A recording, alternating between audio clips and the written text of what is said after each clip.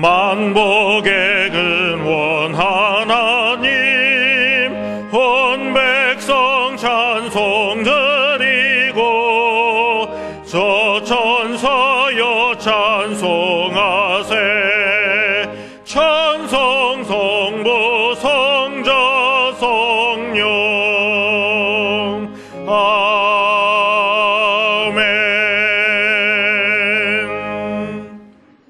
만군의 여호와여, 주의 장막이 어찌 그리 사랑스러운지요. 주의 집에 거하는 자가 복이 있나이다. 저희가 항상 주를 찬송하리이다. 셀라.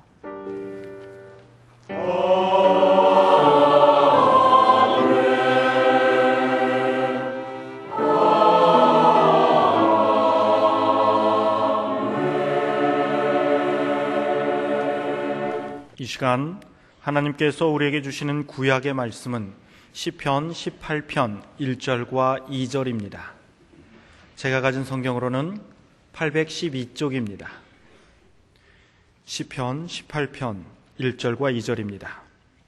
나의 힘이 되신 여호와여, 내가 주를 사랑하나이다. 여호와는 나의 반석이시요 나의 요새시요 나를 건지시는 자시요 나의 하나님이시요 나의 피할 바위시요 나의 방패시요 나의 구원의 뿌리시요 나의 산성이시로다. 아멘.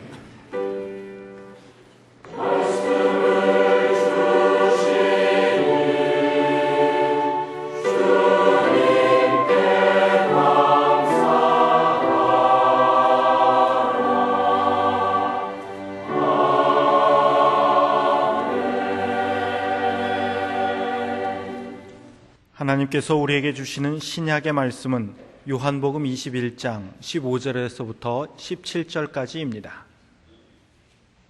제가 가진 성경으로는 185쪽입니다. 요한복음 21장 15절에서부터 17절까지입니다. 저희가 조반 먹은 후에 예수께서 시몬 베드로에게 이르시되, 요한의 아들 시몬아, 내가 이 사람들보다 나를 더 사랑하느냐 하시니, 가로되 주여 그러하외다. 내가 주를 사랑하는 줄 주께서 아시나이다. 가라사대 내 어린 양을 먹이라 하시고, 또 두 번째 가라사대 요한의 아들 시몬아, 내가 나를 사랑하느냐 하시니, 가로되 주여 그러하외다. 내가 주를 사랑하는 줄 주께서 아시나이다. 가라사대 내 양을 치라 하시고, 세 번째 가라사대 요한의 아들 시몬아, 내가 나를 사랑하느냐 하시니, 주께서 세 번째 내가 나를 사랑하느냐 하심으로 베드로가 근심하여 가로되, 주여 모든 것을 아시오매 내가 주를 사랑하는 줄을 주께서 아시나이다. 예수께서 가라사대 내 양을 먹이라. 아멘. 오늘의 구약 본문 말씀 1절을 다시 보시면, 나의 힘이 되신 여호와여, 내가 주를 사랑하나이다. 내가 하나님을 사랑합니다.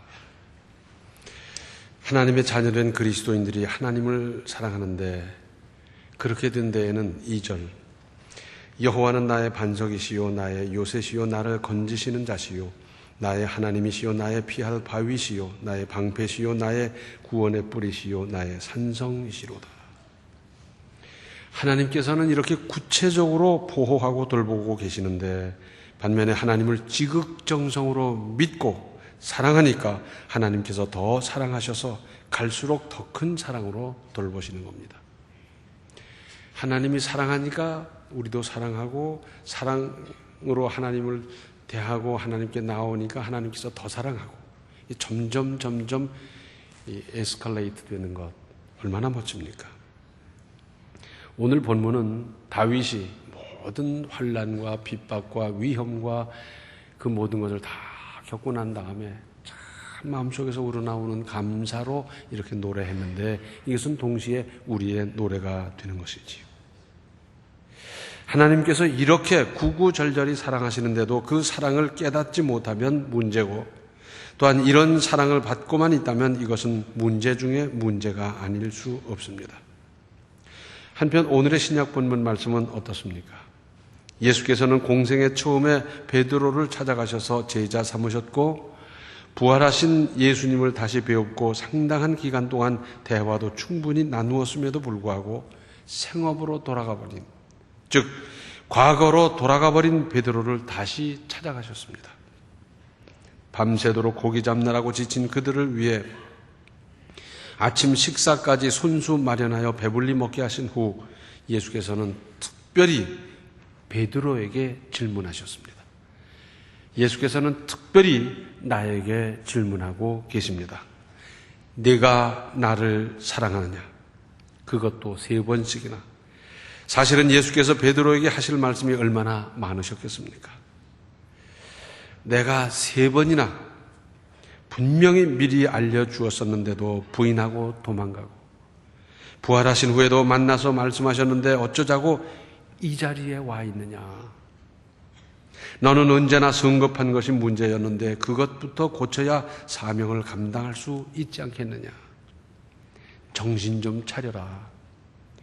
이제부터는 나와 약속을 한다면 그 약속을 끝까지 지키겠느냐? 등등 얼마나 하실 말씀이 많으셨겠습니까? 그런데 예수님은 오로지 한 가지만 거푸 물으셨습니다. 네가 나를 사랑하느냐? 예. 그렇다면 사람을 낚는 어부가 되어 죄인을 구원하고 양육하라고. 어떤 학자는 말합니다. 예수께서 3번 물으신 것은 베드로가 예수님을 3번 부인한 것에 대해서 바로 잡으시려는 의도였다고.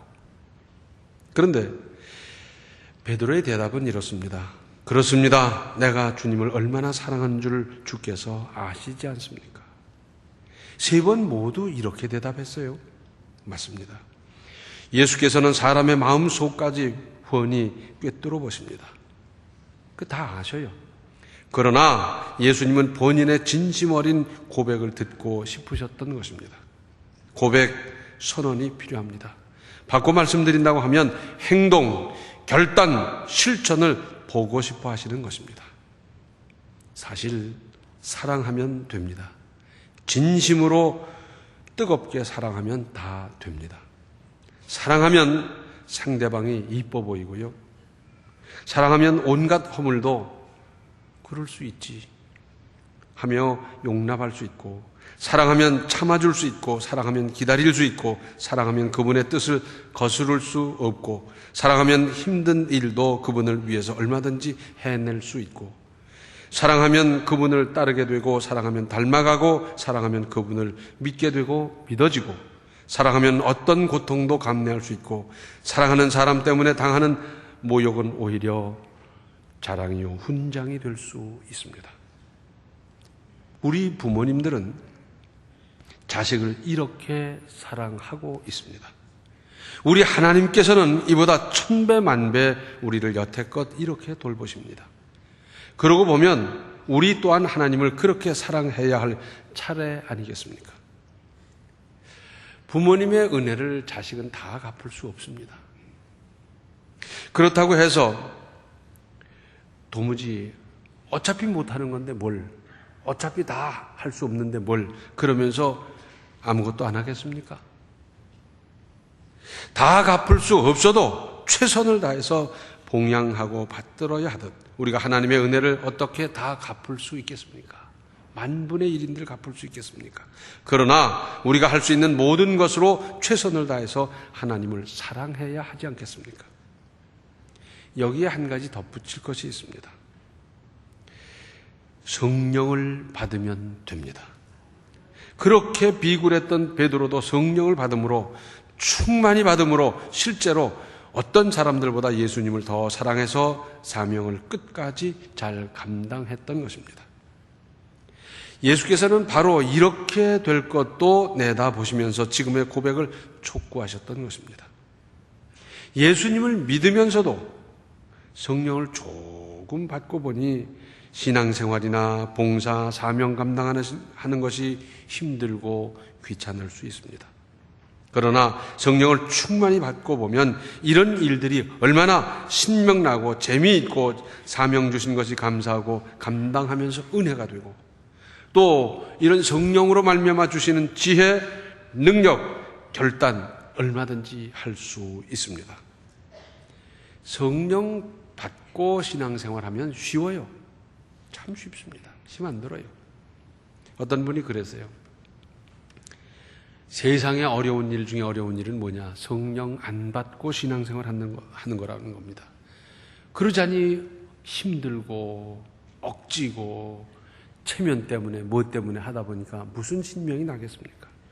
성령 받고 충만히 받고 그리고 믿음에 정진하시기를 바랍니다. 사람이 철이 든다는 게 뭡니까? 나를 위해서 수고하시고 희생하시고 모든 혜택을 베풀어 주신 부모님의 은공을 아는 것, 그것이 철들었다 그러지 않습니까? 그래서 우리 부모님 우리를 기를 적에는 얼마나 어려우셨을까.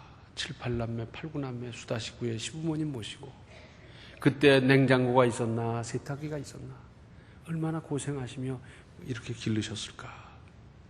깨닫고 보면 그때부터 부모님 대하는 태도가 자세가 달라지기 마련입니다. 철이 늦게 나는 사람도 있고 일찍 나는 사람도 있고 평생 도무지 철 못 든 상태로 끝을 맺는 사람도 있고요. 이제 우리는 신앙의 철이 좀 들도록 하십시다.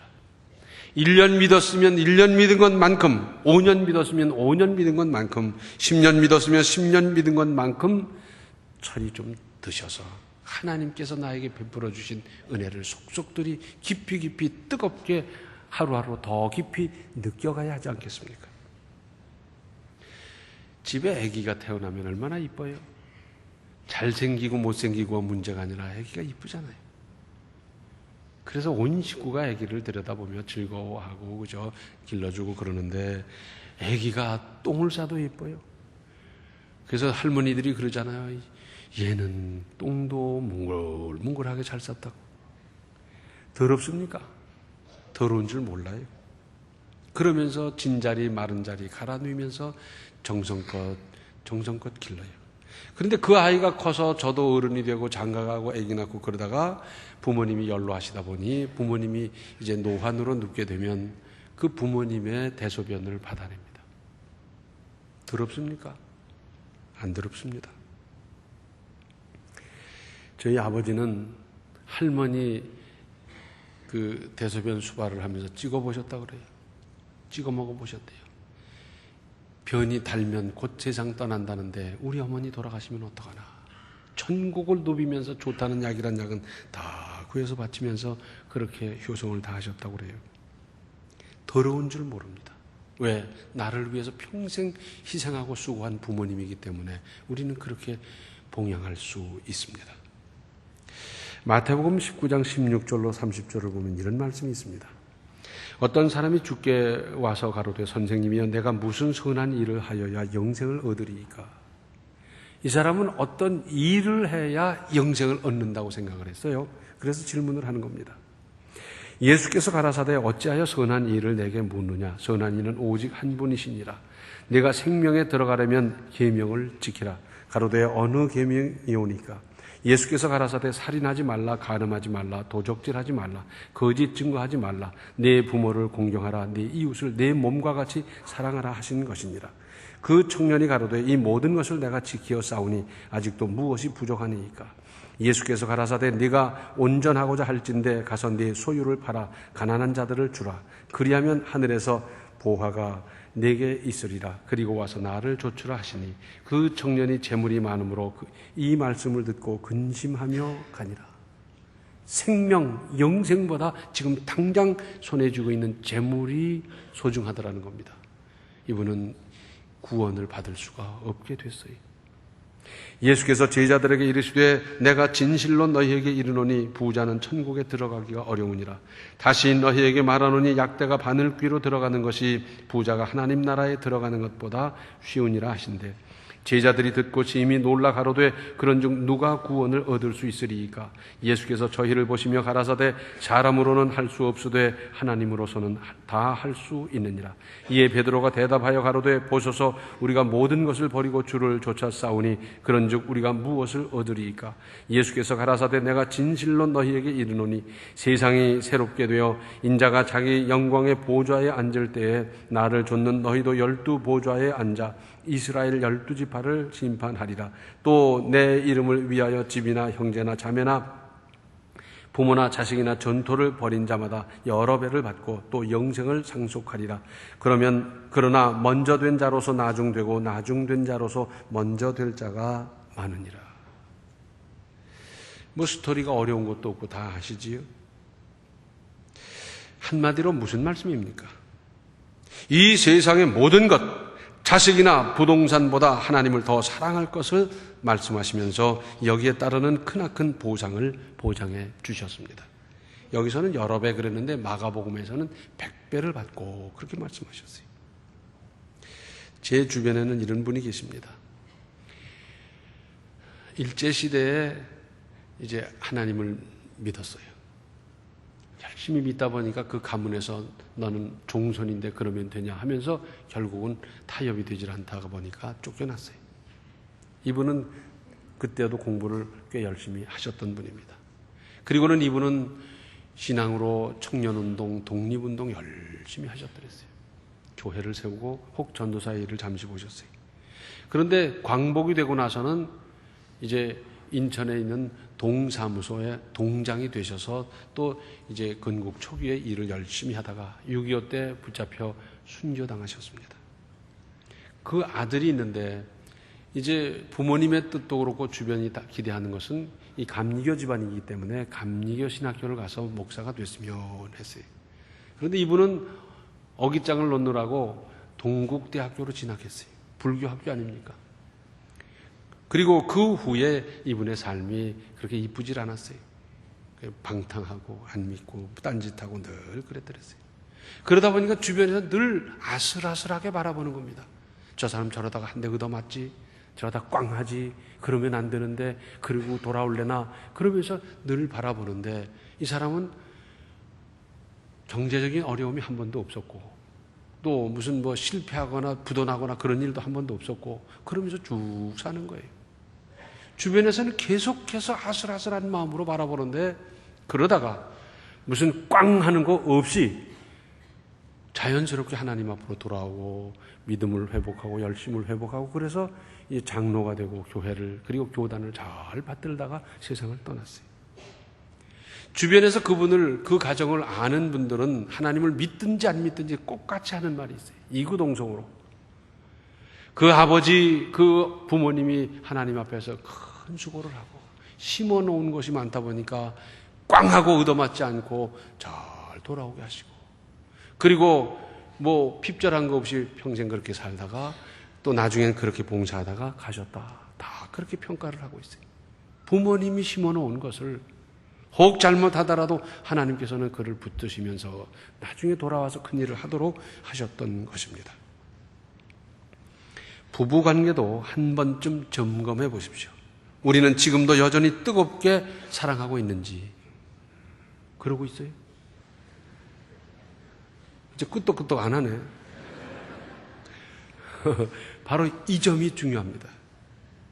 그렇지 않다면 언제 어디서 무슨 일로 잘못되기 시작했는지 찾아내서 바로잡고 고쳐야 합니다. 근데 이 사이가 이상해지니까 대명사가 달라지더라고요. 그래서 그전에는 뭐 누구 아빠 무슨 뭐 또는 뭐 저희끼리 있을 때는 한이 뭐 어쩌고 하다가 근데 그 다음에 뭐라 그러냐면 그 인간 그러더라고요. 난 인간을 그런 데 쓰는 줄 몰랐더랬어요. 그런데 이걸 남자가 더 쓰나 여자가 더 쓰나 봤더니 여자들이 더 써요. 그러면서 발뒤꿈치도 보기 싫다는 겁니다.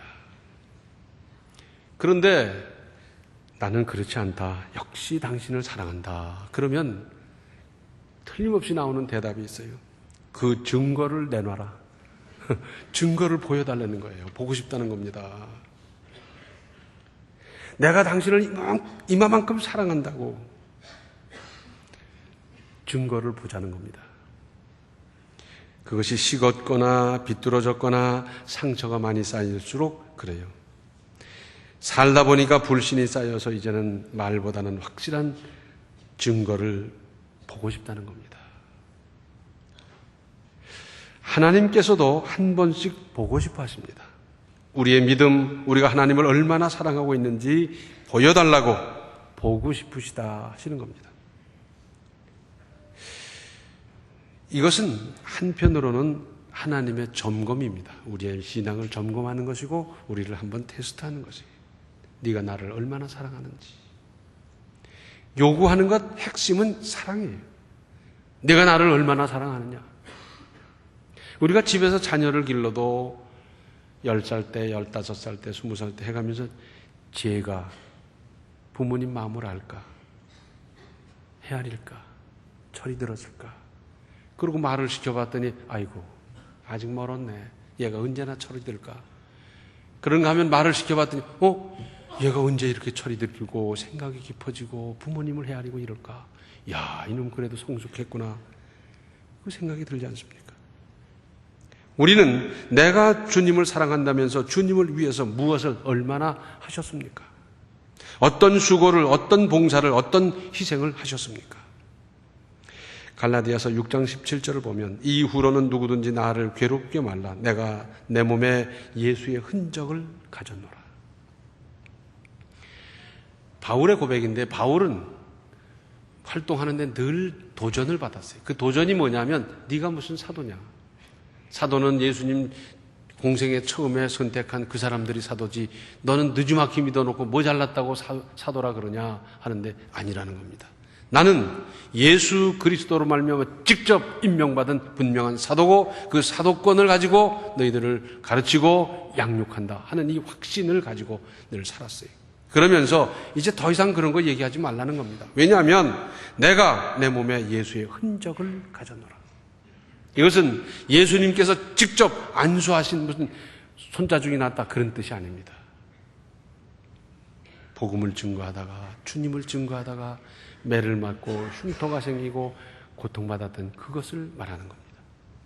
그래서 혹 어려운 대목에 이를 때마다 그 흉터를 쓰다듬습니다. 하나님, 주님 증거하다가 제가 그때 이렇게 매를 맞고 상처가 나고 흉터가 졌는데 그때 주님께서 제게 얼마나 큰 위로를 주셨습니까? 제게 얼마나 새 힘을 주셨습니까? 그때 그것을 회복하게 도와주시옵소서. 그러면서 만지는 거예요. 내가 내 몸에 예수의 흔적을 가졌어요. 내가 가진 거예요. 내가 만든 거예요. 우리가 주님을 향한 이러한 흔적이 있습니까? 이것만 한번 생각해 보십시다. 쏟아부은 돈의 액수로 따져보십시다. 진정 하나님을 나의 아버지가 되시고 내 생사 여탈 운명을 한 손에 쥐고 계실 뿐 아니라 예수 그리스도를 보내셔서 나를 죄와 지옥에서 구원하여 주셨다는 사실을 믿습니까? 확실히 믿습니까? 내 자식을 위해서 쏟아부은 정성, 내 자식을 위해서 쏟아부은 시간, 내 자식을 위해서 쏟아부은 노력, 내 자식을 위해서 쏟아부은 물질과 한번 비교해 보십시오. 비교해 보십시오. 어떻게 할 수 있습니까? 뜻이 있으면 길이 있는 법입니다. 마음만 먹으면 방법은 얼마든지 있습니다. 이제는 내가 하나님을 사랑할 차례입니다. 기도하시겠습니다. 은혜로우신 아버지 하나님, 하나님을 사랑한다면서 사랑받기만을 바랐지 저희들이 하나님을 얼마나 사랑했는지 부끄럽기 짝이 없습니다. 주님을 위한 시간, 주님을 위한 노력, 주님을 위한 관심, 물질, 정성 무엇을 얼마나 저희들이 주님께 바쳤습니까? 이제 깨닫게 해 주셨사오니 이제부터 분발할 수 있도록 도와주시옵소서. 이제부터 주님을 참으로 뜨겁게 사랑할 수 있고 그 사랑을 입증하고 증명하고 보여드릴 수 있는 우리의 믿음이 되게 하여 주시고 그렇게 해서 감사함으로 성전에 들어가는 우리 모두가 될 수 있도록 권고하시고 인도하여 주시옵소서. 예수님의 이름 받들어 간절히 기도하옵나이다. 아멘. 이제는 내가 하나님을 깊이 뜨겁게 사랑하는 믿음을 보이십시오. 지금은 생명의 주 예수 그리스도의 은혜와 하나님 우리 아버지의 극진하신 사랑과 성령의 감화, 감동, 충만, 교통하심이 하나님을 더 깊이 더 뜨겁게 두고 더 사랑하고자 작정하는 모든 성도들 머리 위에 이제로부터 영원토록 함께 계시기를 간절히 축원하옵나이다. 아멘.